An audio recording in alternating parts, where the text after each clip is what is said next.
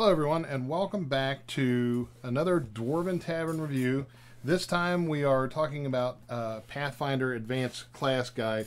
Goes for $39.95, $99, $5, $9, $12. No, it's $39.99. And you can find it at paizo.com/Pathfinder. Pathfinder.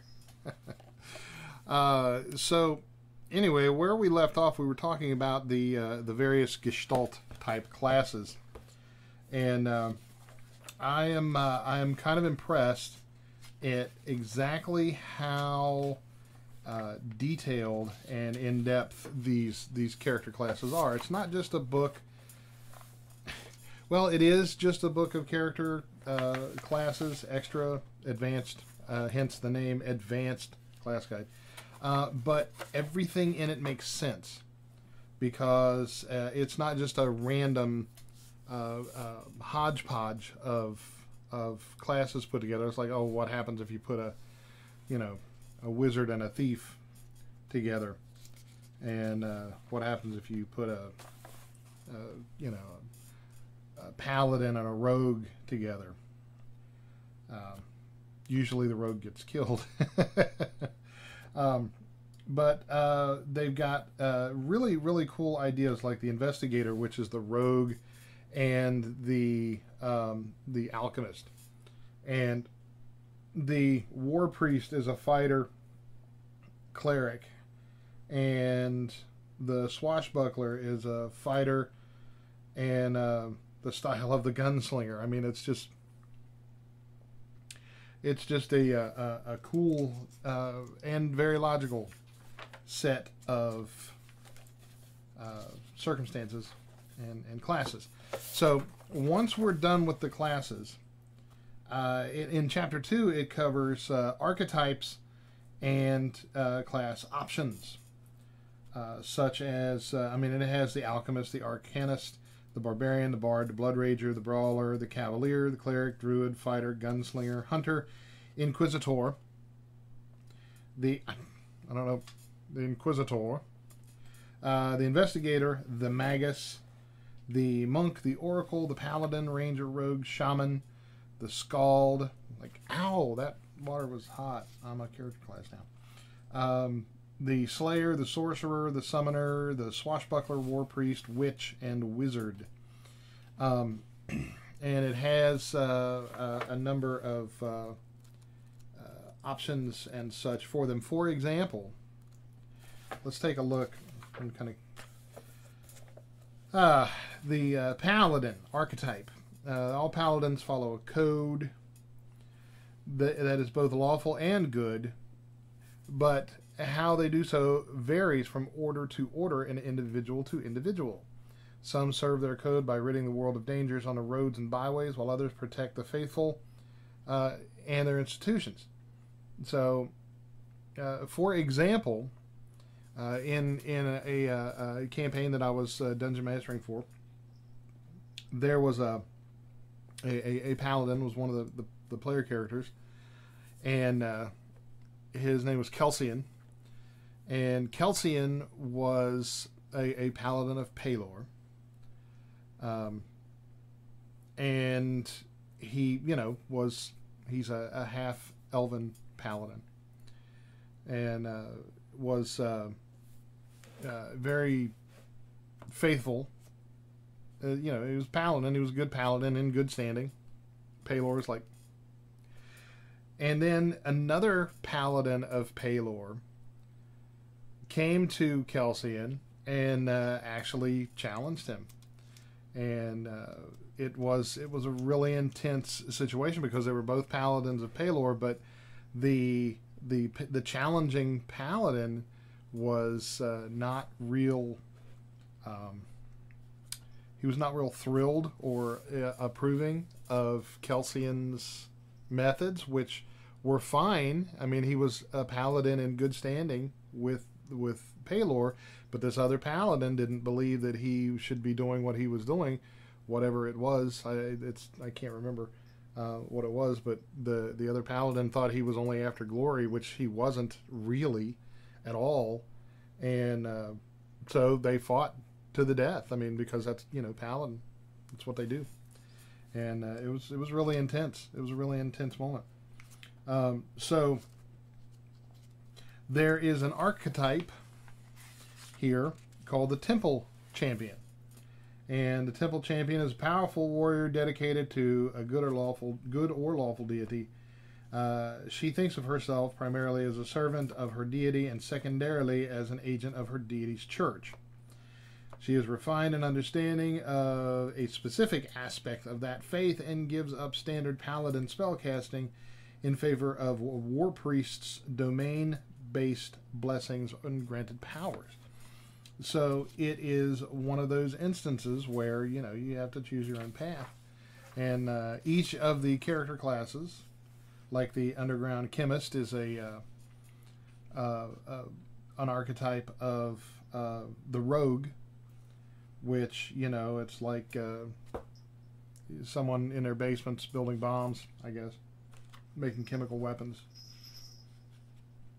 precise splash weapons and such. The counterfeit mage is an archetype of the rogue. The shaman, and they have their archetypes in there as well, like the witch doctors and the scald, which in this picture here of the scald on page 115, they have rage powers and so forth. The spell warrior archetype, the cutthroat, and it's all very specific.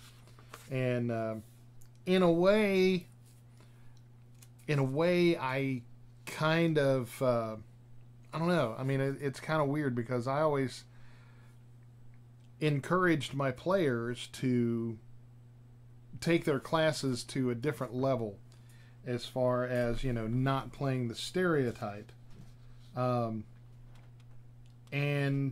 so I think I always thought that it could be done in a role-playing way, but instead of having to have subclasses or archetypes like the Musketeer, the Disenchanter, and so forth.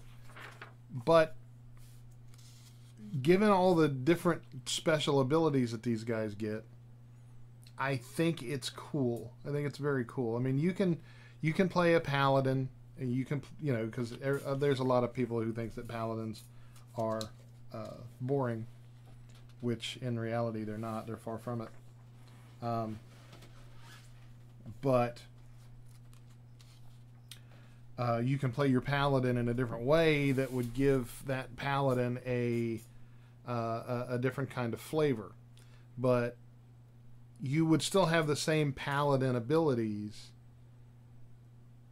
without, you know, and this offers a whole different set of abilities, and I think it's good. I think it's a good thing, because I was kind of on the fence for a while, and you know, the neighbors started calling the police and stuff, so I got off the fence and I came in and looked at the book.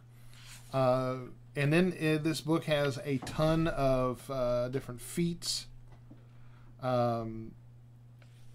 like the blasting charge, the blessed striker, the riving strike, resilient armor, and all these have a class prerequisite, so you can actually get feats based on your class, which is always incredibly cool. Then they have a list of well, these are all the feats, like the Blessed Striker, the Believer's Boon, the Daniel's Boon. Then on Chapter 4, they've got spells, anti-paladin spells, like Good Be Gone, Bloat Bomb.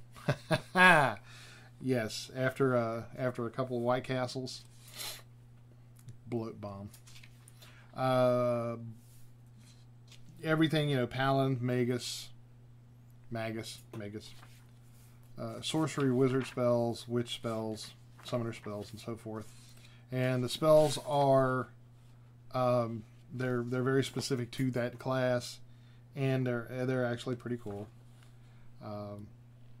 Feast on Fear is a 5th level witch spell. Targets are panicked, and you gain temporary hit points. Feast on Fear. It's like eating a hot dog on a roller coaster. I don't think so. Then it's got all the spell descriptions, stuff like that. It's pretty standard. Then it has gear and magic items specific to the classes, which is pretty cool, like the woad painting kit. If you're driving on the woad and you want to know where the edges are. Bloodvine rope, antiemetic snuff, which keeps off the effects of nausea. Dust knuckles. I like that. Dust knuckles. That sounds like a gnome's name. Stalking armor and so forth. And it's very cool stuff. It's real imaginative. It's organized well.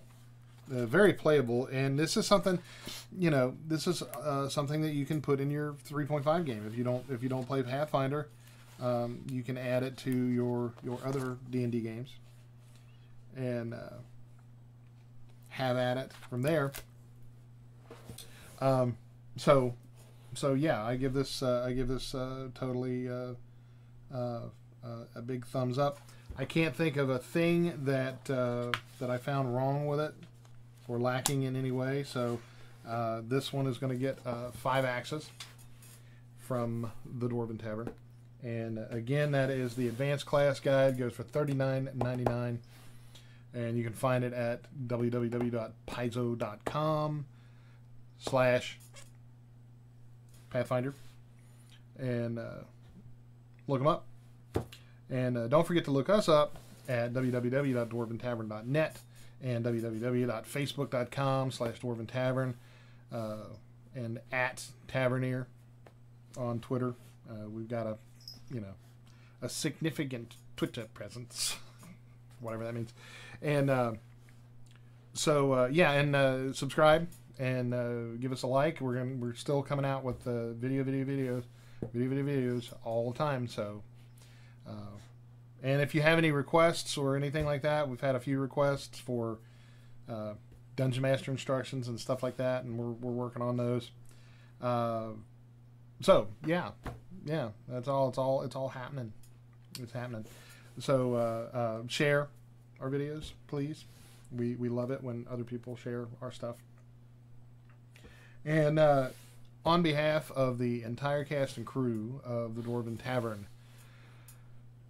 we wish for you to want for nothing but adventure, and at first I feared it, then I charged. Thank you for watching, and we'll see you next time. Let the games begin, let the